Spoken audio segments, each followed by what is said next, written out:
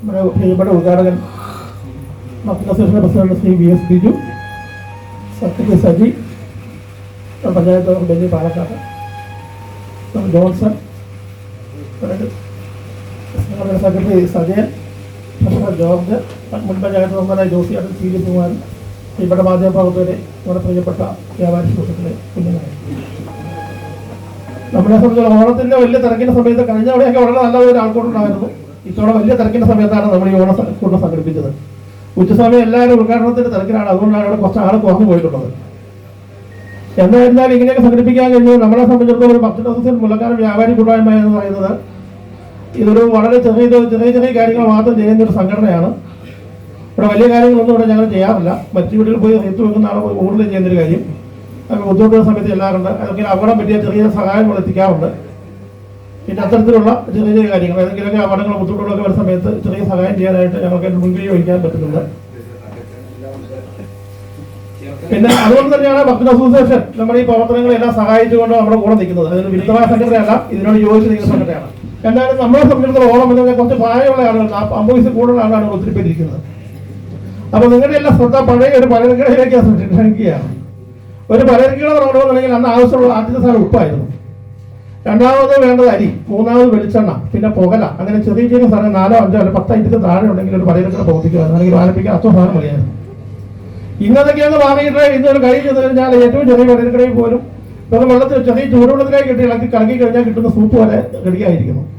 അതുകൊണ്ട് ഭക്ഷണസാധനങ്ങളാണെങ്കിലും ചോറ്, കറികൾ എല്ലാം വളരെ കൃത്യമായി തന്നെ നമ്മുടെ കടകളിൽ നമ്മുടെ പുതിയ ടെക്നോളജി ടെക്നോളജിയൊക്കെ വന്നതോടുകൂടി സ്റ്റെറിലൈസ് ചെയ്ത് ദീർഘകാലം വർഷങ്ങളോളം സൂക്ഷിക്കാൻ കഴിയുന്ന സാങ്കേതിക വിദ്യയൊക്കെ വളർന്നു കഴിഞ്ഞിരിക്കുന്നു.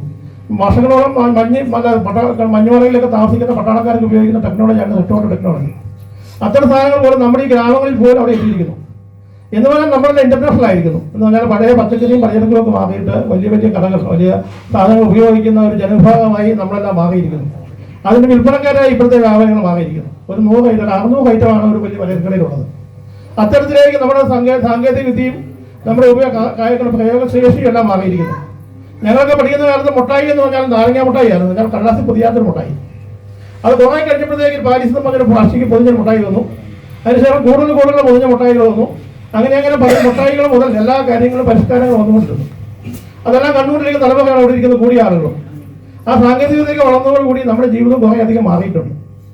ആ രീതിയിൽ നമ്മുടെ എല്ലാം ജീവിതം കുറേ പുരോഗമിച്ചു. പണ്ടത്തെ മല്ലിയും മുളകും മാത്രം മേടിച്ചുകൊണ്ട് അരച്ചുണ്ടാക്കിയതിന് പകരം മല്ലിപ്പൊടിയും മുളക് പൊടി കിട്ടുന്നു. ഇപ്പം ടേസ്റ്റ് തന്നെ കിട്ടുന്ന സ്ഥിതിയിലേക്ക് എത്തിയിട്ടുണ്ട്. അത്തരത്തിലുള്ള സാങ്കേതികതകൾ വളർന്നതനുസരിച്ച് നമ്മുടെ ജീവിതം മാറിയിട്ടുണ്ട്, നമ്മുടെ രീതികൾ മാറിയിരിക്കുന്നു. അതുകൊണ്ട് ഞാനിപ്പോൾ പറയാൻ ഉദ്ദേശിക്കുന്നത് ദീർഘമായ സമയം സംസാരിക്കുന്നില്ല, സമയം കുറച്ച് വൈകിട്ടുണ്ട്.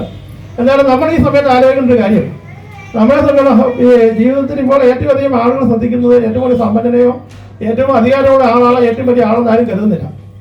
ഇപ്പൊ ലോകം ഏറ്റവും അധികം ആളുകൾ ഇപ്പോൾ ഏറ്റവും അധികം വിലമതിക്കുന്ന ഒരു കാര്യം ഹാപ്പിനെസ് എന്നൊരു കാര്യത്തിലേക്ക് മാറിയിട്ടുണ്ട്.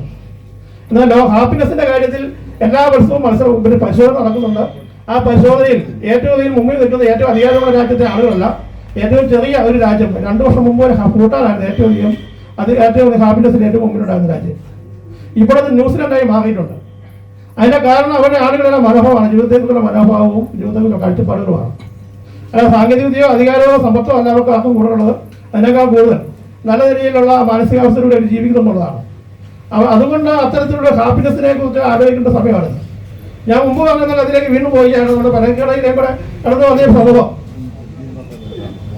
വന്നൊരു സമൂഹം ഇപ്പോൾ പുതിയ സാങ്കേതിക വിദ്യ ഉപയോഗിക്കുന്ന ഒരു ജനവിഭാഗമായി മാറിയതുപോലെ തന്നെ നമ്മുടെ എല്ലാം ജീവിതവും വ്യത്യസ്തമായിരിക്കുന്നു. നമ്മുടെ എല്ലാ മക്കളിൽ പലരും നമ്മുടെ കുടുംബങ്ങളിൽ ആരെങ്കിലും വിദേശ രാജ്യങ്ങളിലായി ആ രീതിയിലെല്ലാം മുമ്പോട്ട് പോയിക്കൊണ്ടിരിക്കുകയാണ്.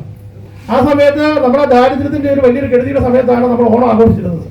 എന്നാൽ കുംഭമാസത്തിൽ പുതുമഴ പെയ്യും, ആ സമയത്ത് വിളവാക്കും, കൃഷിയാക്കും. അതിന് ലഭിക്കുന്ന വിളവ് ഉപയോഗിച്ചുകൊണ്ട് 6 മാസം 7 മാസം ആകുമ്പോഴത്തേക്കാണ് ചിങ്ങമാസം വരുന്നത്. അവിടേക്ക് വിളവെടുത്ത് നമുക്ക് ദാരിദ്ര്യത്തിന്റെ വലിയ കെടുതി നമുക്ക് ബംഗാളക്ഷാമകളോടെല്ലാം പഠിച്ചിട്ടുണ്ട്. അതിന് ദുരിതം അനുഭവിച്ചിരുന്ന ആളുകളെ സംബന്ധിച്ചിടത്തോളം വലിയൊരു ഉത്സവം പോലെ അല്ലെങ്കിൽ ഭക്ഷണത്തെ വലിയ ആഘോഷമായി കണ്ടിരുന്നു.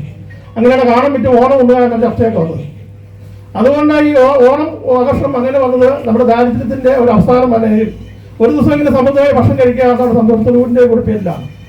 അതുകൊണ്ട് നമ്മൾ ഇപ്പോഴത്തെ സമയത്ത് നമ്മളെ സംബന്ധിച്ചിടത്തോളം ഈ ഒരു വിളവെടുപ്പ് പോലെ തന്നെ ഇനിയുള്ള അടുത്ത ഒരു വർഷക്കാലം കൊണ്ട് നിങ്ങളെല്ലാം ഈ ഹാപ്പിനെസിനെ കുറിച്ചുകൂടി ചിന്തിക്കണം എന്നുള്ളതാണ് എനിക്ക് പറയാനുള്ളത്.